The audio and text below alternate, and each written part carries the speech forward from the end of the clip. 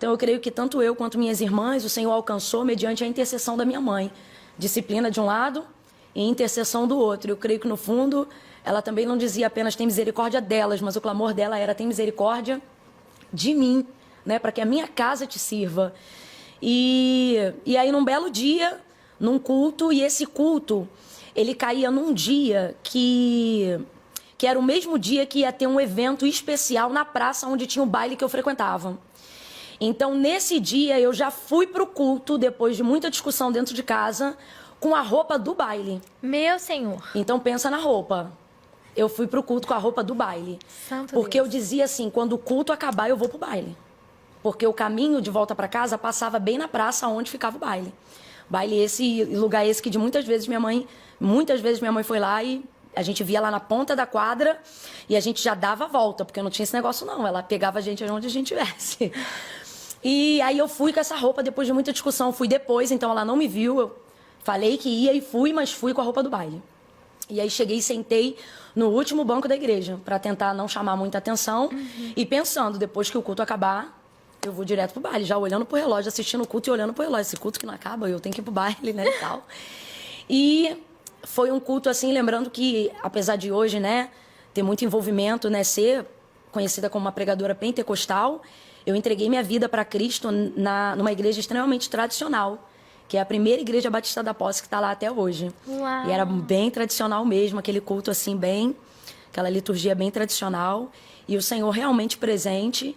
E o pastor pregou uma mensagem esse dia que me confrontou naquilo que eu sempre dizia que não ia por causa dessa vida que eu gostava, né? De dançar e tal.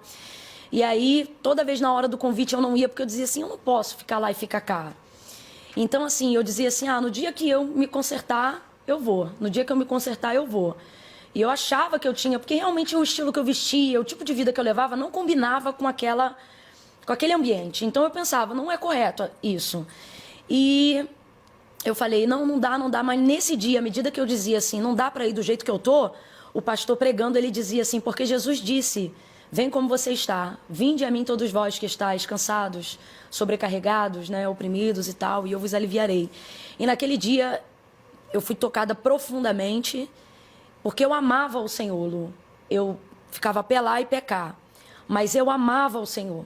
Então hoje o Senhor tem me permitido há alguns anos, e eu me emociono ao falar isso, porque Ele tem me permitido ganhar muitas almas no reino de Deus. E uma das coisas que eu falo na hora que eu estou convidando essas pessoas, independente de como elas estão vivendo ou vestidas, não importa nada disso, nesse contexto, na hora que eu estou convidando ali, eu me lembro de como eu estava. Para quem sabe, já sabe como eu estava. Para quem não sabe, eu estava de bermudinha, barriga de fora. Não era uma roupa nem própria para ir para a igreja, né? Mas era o afã de sair logo dali. Só que apesar disso, eu amava o Senhor. Eu sentia a presença de Deus de verdade, eu chorava. Então, nessa hora, quando eu estou fazendo o convite, realmente eu faço as pessoas entenderem o que só Deus, através da sua palavra, me fez entender na época que eu aceitei o convite de entregar minha vida para o Senhor.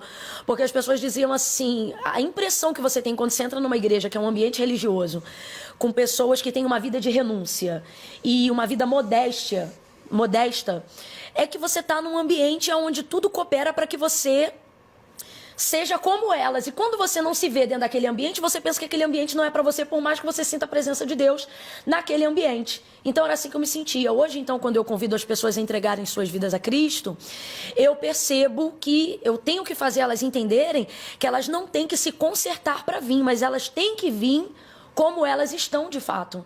Porque Jesus disse algo, e é verdade quando ele disse, sem mim nada podeis fazer. É Ele que faz realmente essa obra. E às vezes até por vaidade, você acha assim, eu não sou religioso, eu não ligo para isso, mas às vezes tem uma vaidade dentro de você que você diz assim, não, se for para ser crente eu não quero ser igual fulano. Como se você já fosse melhor do que ele na posição que você está, dizendo assim, eu tenho que ser melhor, eu quero ser mais santo, quando eu consertar tudo, quando eu deixar de fazer isso ou fazer aquilo. E no final você não consegue consertar e não é porque você não quer, mas é porque verdadeiramente sem a ajuda do Espírito Santo, né? Você não consegue fazer. Então, assim, Ele que me ajudou, e hoje eu me emociono quando eu falo sobre isso, porque eu vejo realmente o Senhor trazendo as pessoas a entenderem que não é como você está que determina quem você é, mas é aceitando e vindo como você está que Deus vai trazer a identidade de quem você é, ele vai te ajudar, né? Nunca mais eu fui a mesma pessoa desde aquele dia. Uau. Não mudei da noite pro dia, não é mágica, né? Evangelho não é pílula para felicidade e o processo de conversão, ele não é geralmente imediato. A sua decisão é imediata, sua salvação é imediata, eu creio, mas é um processo, né, de entendimento de quem é o Senhor, de prosseguir em conhecê-lo, né? Uai, seu app de vídeos curtos.